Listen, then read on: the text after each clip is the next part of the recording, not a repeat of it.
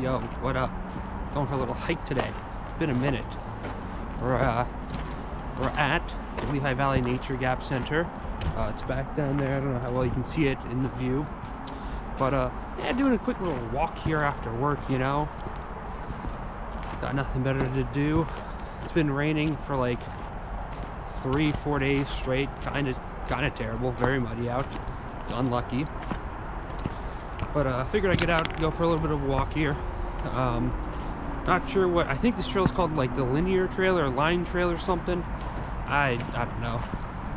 There's not a whole lot of trails over at the Lehigh Valley Nature Center, Lehigh Valley Nature Gap Center. I don't actually know what it's called, something like that. I don't know, it is what it is. So we're gonna be going up the mountain here a little bit. Got some rocks that we're gonna be crawling up here.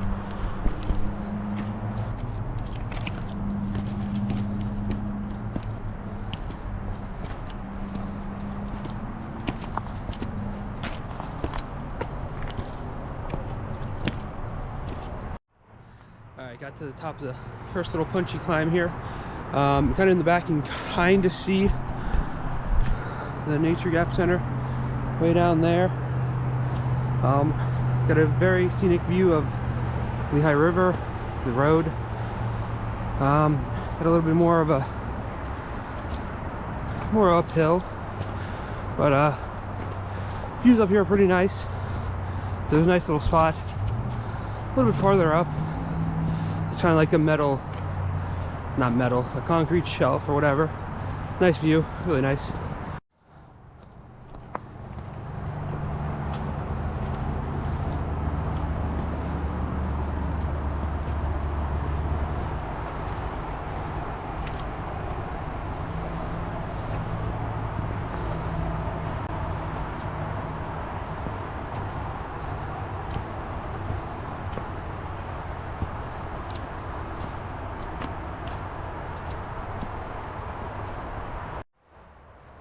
Well, this is the spot I was going to show with the nice scenic overview. Nice open gap there, but unfortunately it looks like you got some stuff down there, and you know, don't want to cross any yellow tape this time. But yeah, nice little overlook, scenic view. Probably like a little weather thing over there, I'm assuming. I don't actually know what it is. You know, it is what it is. One other thing, I think this was at some point used for the bridge, for the old trains. So there's some bunch of train pullers down there that would walk past, but I think this is just kind of a platform to help the trains go down. But like I said, nice little scenic overview. There's a placard over there that probably tells you much more information. Unfortunately, I can't access that at the moment. I mean, I could, but I'm not going to. Yeah, but yeah, I'm gonna continue on. So fun little fact, actually. Had a little class field trip to this place way back when I was in I think high school and middle school. I think we came here twice for like a conservation thing or something. I'm not too sure. Wasn't really paying too much attention, you know. I was out with the boys, you know, on the field trip, messing around, trying to push each other off the edge and stuff. But yeah, a couple fun memories over here. You know, you got your graffitis on the wall, as most places do. I don't know how well you can see that, but yeah, some fun memories here. Nice little rock slab, actually. And I'm gonna get on top of here and see what it looks like up top here. Hopefully it's not too slippery and I fall and break my neck or I fall off the mountain. That wouldn't be fun. Hey. But yeah, nice little scenic view. Over there is another small town, Palmerton. I'll probably get a little bit better of a view when a little bit farther down the trail. But that's a town that's, you know, right across from Slatington. Slatington is that way. Palmerton's over there. This other mountain, I'm not sure what it's called, but if you live in the area, you'll be familiar with Blue Mountain ski area. Also where I did a couple mountain biking videos too. That's on the other side of this mountain. I'll probably go and do a hike over there maybe this weekend or something, but you can get all the way up on those rock faces over there. It's a pretty cool lookout. A little bit technical of a climb, especially if it's wet and stuff like that, but you can get up there, you can get on top, cruise on over to essentially Blue Mountain, and continue on the trail. That's part of the Appalachian Trail back there. I'll Appalachian Trail is also somewhere on top of this too as well. Plan on doing a small loop of a trail. I don't know what it's called, that starts down in the parking lot, kind of goes up, wraps around to the Appalachian Trail, then can wrap back down. Probably end up doing that, I don't know, one of these days. It's a little bit farther of a hike than what I'm currently doing. I think what I'm doing is probably maybe 2 miles or something, probably about 45 minutes to an hour of a walk. It's a loop. Essentially, you come up here on the little ridge line, and you go down and you walk back from the DNL trail, which is down below. At some point you'll see that, but for the most part it's just a bunch of walking up top here. Nothing too crazy as far as cool sights or anything like that. I think for the most part it's pretty dead and barren, which is kind of what caused the Lehigh Nature Gap Center to exist.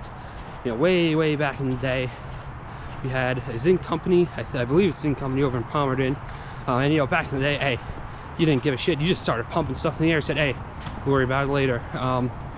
And years after that went out of business, the entire mountainside died due to all the pollution, that's the word I'm thinking of. Caused the entire side of the mountain to die, probably quite a bit of this too. And you can kind of see that's why a lot of the mountains over there and here are pretty barren. There's just a bunch of rocks, no like trees or anything like that. And I think these guys were like, hey, we're gonna go ahead and fix the mountain a bit. So I think they have like a giant site on the other side of this mountain, which we'll get around to. And they also have a giant thing on top of that mountain too as well, with a lot of testing and other stuff.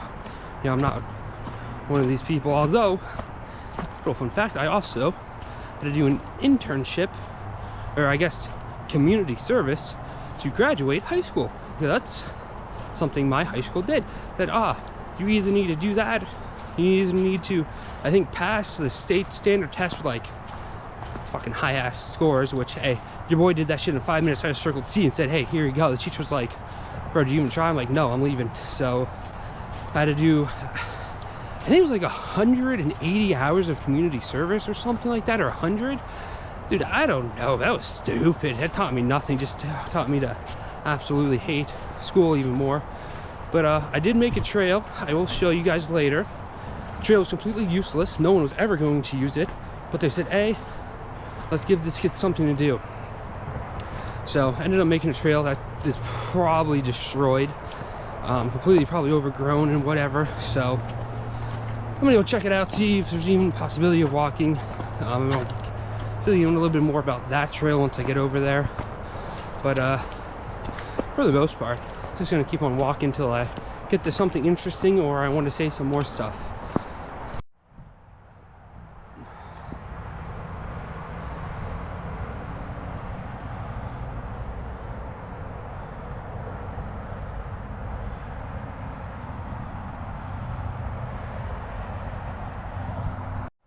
Alright, so looking at this plaque, it's kind of crazy because I think this is like a modern / old rendition. It's pretty wild because if you look back there, there's the train tracks back there, and there's the road, which clearly on this little picture here, the road would have been like somewhere around here.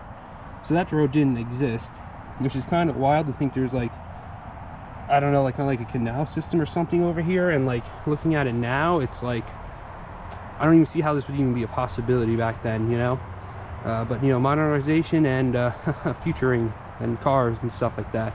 But yeah, it's kind of crazy to see that. Unfortunately, I'm on the wrong side of the mountain here to show you what it would look like from that side, but you kind of get a good grasp. Although I don't actually know how well this is going to show on the GoPro, so hey, you might see something, you might not, you never know.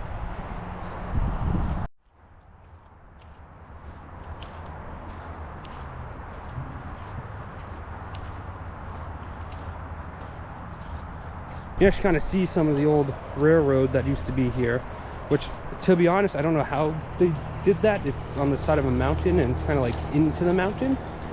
So I don't know, it's pretty cool and impressive, the fact that we have railroad tracks up on the side of a giant mountain, which looks like it goes into the mountain. So I don't know how a train would have worked there, but again, I'm no engineer, no person who's back then or have any idea how that works, but you know, it's kind of cool to see. You can kind of see the older men, or Jesus Christ, I can't talk. Yeah, you get what I'm trying to say. Okay. Prominent over there. To be honest, you probably can't see anything on the GoPro, and that's unfortunate.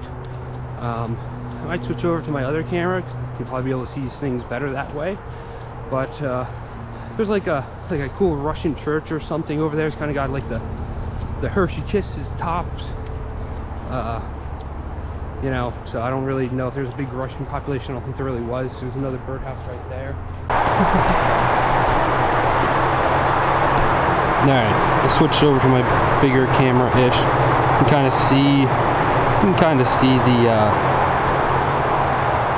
church right there. You can kind of tell that it kind of has like the circular things on top-ish. And then you also have another one over there, which you can see much better. I guess those were churches at some point used. I don't know, it's kind of weird that we have those types of churches over here. Again, I don't know if they're churches or not. I don't know what they are, but they're buildings, so that's pretty cool. There's another view, probably a much better view of the hill on the house there, on the red. So this is kind of what they use. So they use like test plots to test stuff and kind of see what would grow back here, you know, from all the zinc and all that stuff. You can kind of read all that stuff. But we have tons of those scattered all around to kind of, I guess, see what would and what wouldn't grow, and kind of what would repair the zinc infested lands. I know up top on the other side of the mountain there's a giant, you know, massive test plot and stuff, so I have to show you guys that another day. But for the most part, I mean, so this is what it looks like now. You have a bunch of tall grass and all that stuff, but I remember back, like, I don't know, when I went here as a, you know, my little field trip in high school or in middle school, it was just rocks. There was nothing. There was like a couple dead trees. I don't know what they are. It might be bark trees. A couple of those trees kind of scattered around, pretty much dead. Nothing but rocks would be shown. So that's kind of where this all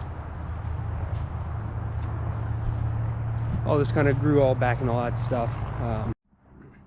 So this is kind of the other side of the mountain here. The side that was more impacted from the zinc. Well, I can't really tell, but there's a bunch of rocks over there. That's essentially what this entire mountain looked like, or at least this side. Just those types of rocks just scattered everywhere. Like I said, no grass, no nothing, just a bunch of rocks because nothing could grow. But you know, thanks to you guys at Nature Valley Center, Gap, Lehigh Valley Street, you know, they were able to bring it back to life. So that's pretty cool for them. The halfway point, there is the trail that comes up and connects this to the D&L trail down below. So at the halfway, it was about a little bit over a mile or so. Took about half an hour or so to get over here, but that's when we stop and stuff like that. So probably about 20-25 minutes or so you can get over here. Got some benches and stuff. Got a little pavilion over there too. All right, well, just got down the little mountain, you know, access up all the way from up top there down.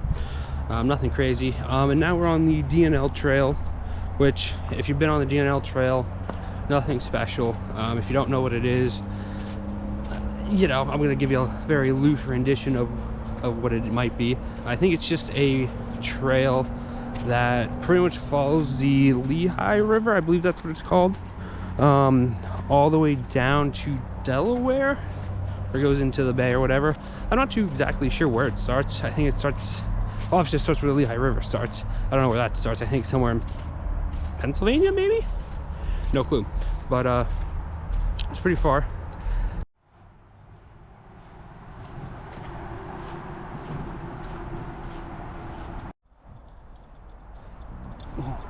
So when I did my volunteering, that is where they kept all the tools and stuff like that. They also gave me a electronic, well, I guess battery powered weed whacker, which, by the way, don't ever buy one, they're trash. Little pavilion there, getting up towards the, I guess, building up top here. Nothing too incredible. Yeah, I think it's 2 levels. You can go in there and buy a couple things, you know, some knickknacks and whatnot.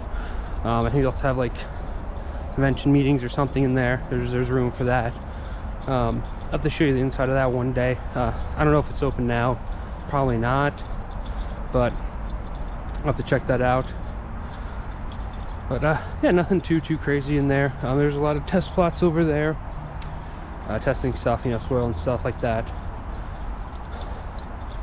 But you're coming up to the part where I made a trail. I'm curious to see if this still exists. More than likely, probably not. Oh, and there's a little pond over there too. Trail closed for repair. Well, guess what?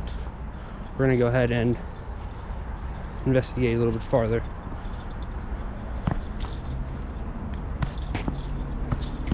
Prevent Lyme disease. True.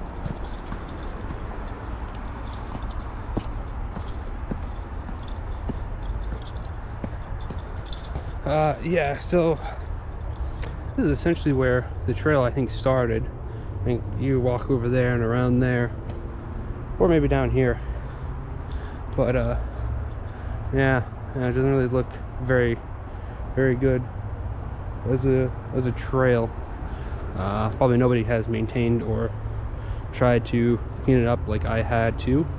Unfortunate, but yeah, that's where the trail is, and it goes all the way over to the boat dock, which is, I don't know, kind of far, maybe like half a mile or so. So it wasn't fun trying to navigate this and make a trail, but at least I know nobody used it and it doesn't exist anymore. Good to know.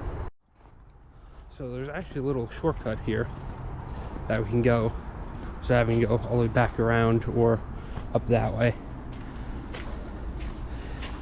You can see there's a bunch of different things here and stuff. Little picnic area and some buildings. And I'm setting literally every single light off. But whatever. I got a living roof.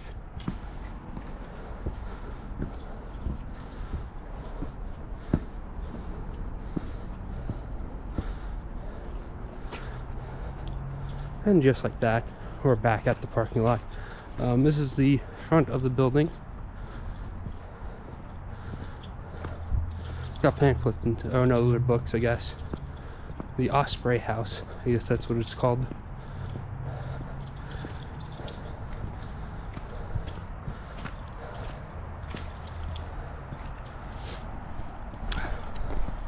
But that's about it.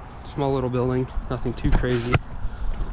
And ran up to the car, and then we can kind of see where I entered in and kind of do the whole loop there, kind of see how it connects. That pretty much took, that was about 2.5 miles, full loop and all that stuff. Took a little bit over an hour. 65 minutes is what my watch is saying, which is probably about it.